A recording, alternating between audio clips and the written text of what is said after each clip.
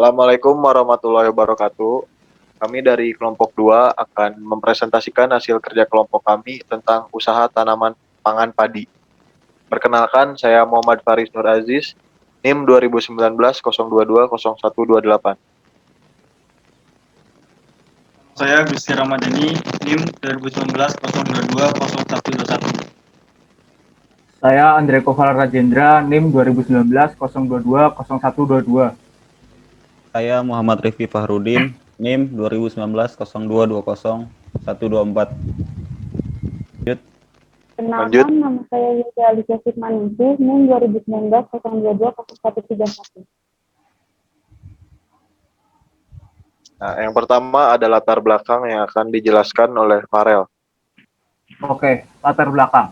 Komoditas tanaman pangan yang sangat penting dan strategis kedudukannya adalah komoditas padi. Tanaman padi atau Oryza sativa L merupakan komoditas tanaman pangan utama di Indonesia karena sebagian besar dari penduduk Indonesia mengkonsumsi beras sebagai bahan makanan pokok. Permintaan akan beras terus meningkat seiring bertambahnya jumlah penduduk di Indonesia ataupun dunia, dan terjadinya perubahan pola makanan pokok pada beberapa daerah tertentu, dari umbi-umbian ke beras. Beras berkaitan erat dengan kebutuhan rakyat banyak dan dapat dijadikan alat politik. Jumlah penduduk yang semakin meningkat menyebabkan kebutuhan akan beras pun semakin meningkat.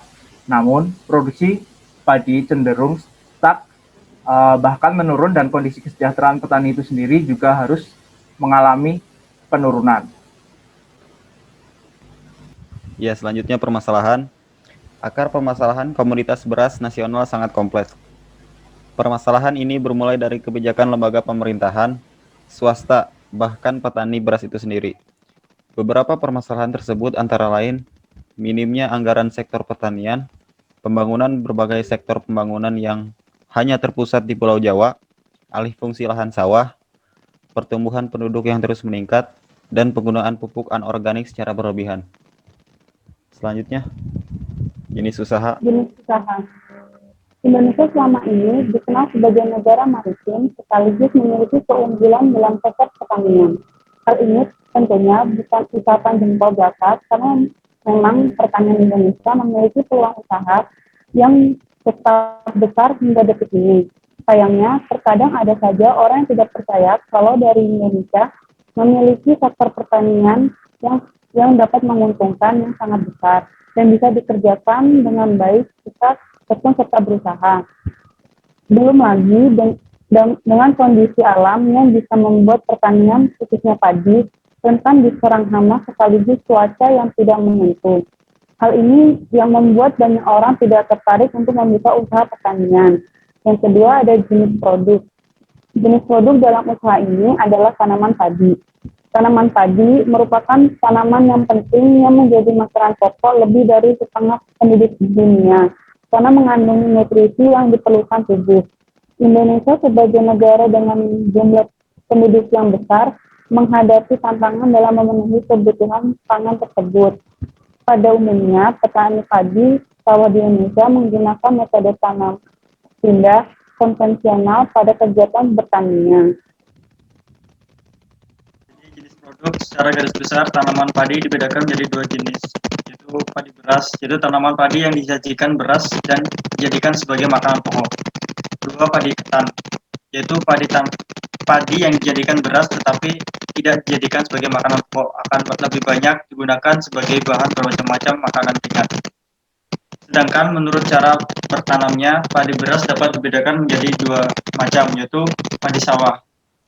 Padi sawah yaitu tanaman padi yang ditanam pada lahan sawah dan dalam pertumbuhannya membutuhkan air yang banyak. Kedua, padi kering atau padi gugu, yaitu tanaman padi yang ditanam pada lahan kering dan biasanya dalam pertumbuhannya tidak begitu membutuhkan banyak air. Pada umumnya, masing-masing daerah mempunyai jenis padi yang berbeda-beda tersebut. Lain terletak pada unsur tanaman, banyaknya hasil, mutu beras, dan tahan tidak terhadap gangguan hama dan penyakit. Lalu yang selanjutnya ada bentuk kerjasama. Yang pertama ada patron klien dalam kerja sama bagi hasil atau al-mudharabah. Istilah patron berasal dari bahasa Latin yaitu patronus atau pater yang berarti ayah atau father, karena dia adalah seorang yang memberikan perlindungan dan manfaat serta menandai dan mendukung terhadap kegiatan beberapa orang. Sedangkan klien juga berasal dari istilah lain clients, yang berarti pengikut. Dalam bahasa Arab, bagi hasil disebut al-mudorobah. Al-mudorobah atau bagi hasil bisa menjadi salah satu solusi untuk bisnis skala kecil ataupun skala besar. Terlebih lagi untuk orang-orang yang punya skill atau kemampuan dan pengalaman tetapi tidak memiliki modal. Memiliki modal tetapi tidak memiliki skill atau kemampuan, dan orang yang tidak memiliki keduanya tetapi bisa diajak bekerja dan bekerja sama. Lalu yang kedua ada teori pertukaran sosial dalam kerjasama bagi hasil. Dalam teori pertukaran sosial, individu akan melakukan sebuah tindakan apabila tindakan tersebut dianggap menguntungkan dirinya atau mendapatkan imbalan dari tindakan tersebut. Dalam kerjasama ini, pemilik sawah mengambil tindakan tersebut karena menganggap dirinya diuntungkan dalam kerjasama ini karena sawahnya bisa produktif menghasilkan padi. Dan sedangkan untuk pihak petani, penggarap menganggap dirinya juga diuntungkan karena dia yang tidak mempunyai sawah dapat menghasilkan padi dari kerjasama tersebut. Pada kasus contoh ini, Pak Sohib sebagai investor atau al-mudorib dengan memiliki dana sebesar 70 juta tetapi tidak memiliki skill atau kemampuan, dan di sisi lain, Pak Mudorib seorang pengusaha kecil yang sukses memiliki dana sebesar 20 juta dan membutuhkan modal untuk pengembangan usahanya. Sehingga adanya kerjasama antara Pak Sohib dan Pak Mudorib. Pembagian hasil tersebut, Pak Sohib mendapat 60% dan Pak Mudorib mendapat 40% dari keuntungan tersebut. Di dalam al-mudorobah, kedua belah pihak selain berpotensi untung, maka kedua belah pihak berpotensi untuk rugi. Jika terjadi kerugian, maka investor kehilangan atau berkurangnya modal, dan untuk pengusaha tidak mendapatkan apa-apa, sehingga adanya nilai keadilan.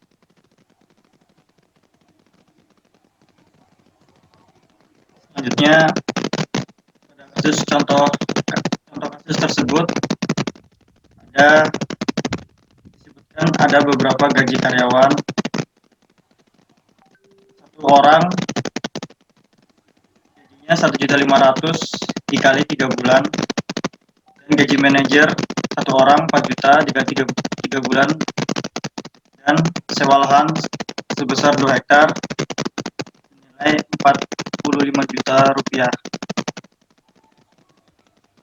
TVC sama dengan 4.500.000 ditambah 12 juta ditambah 45 juta sama dengan 61.500.000 rupiah. 61.500.000 rupiah.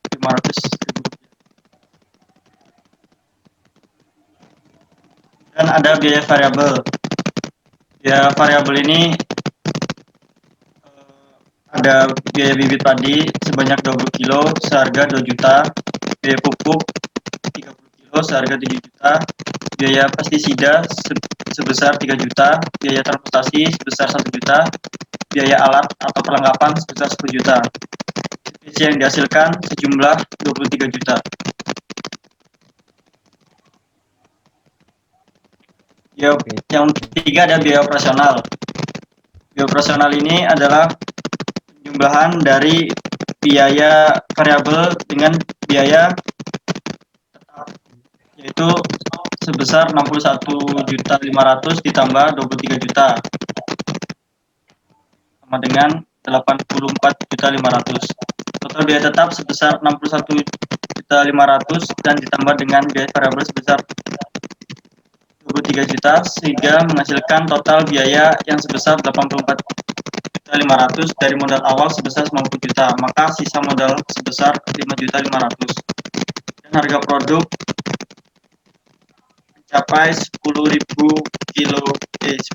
per kilo.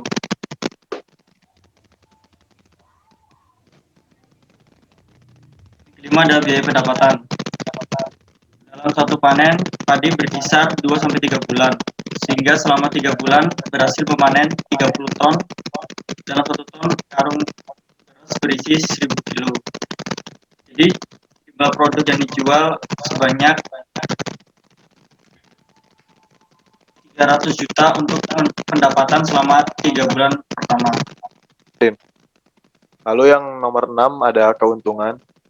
Pendapatan yang kita peroleh adalah sebesar 300 juta.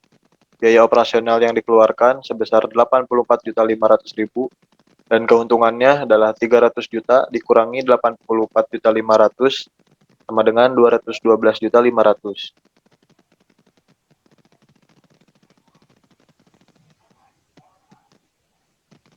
Lalu ada pendapatan per 3 bulan. Pendapatan Pak Sohib sebagai investor memiliki 60% pendapatan yang berarti dia mendapatkan hasil 129.300.000. Pak Darok memiliki 40%, memiliki hasil 86.200.000.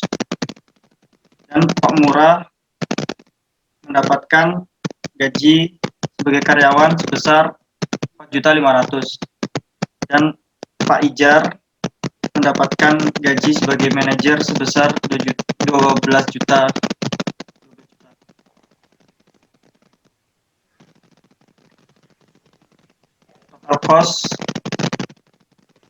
Total cost yang didapat sebesar 84.500.000. Total revenue sebesar 300 juta. Persi sama dengan 300 juta dibagi 84.500.000 menjadi 3,550. Jadi usaha produksi tanaman padi layak dijalankan.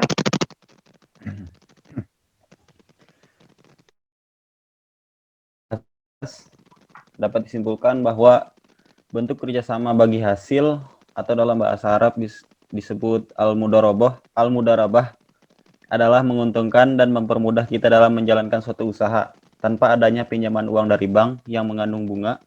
Pembagian hasil juga rata dan sesuai kesepakatan antar investor dan pemilik usaha.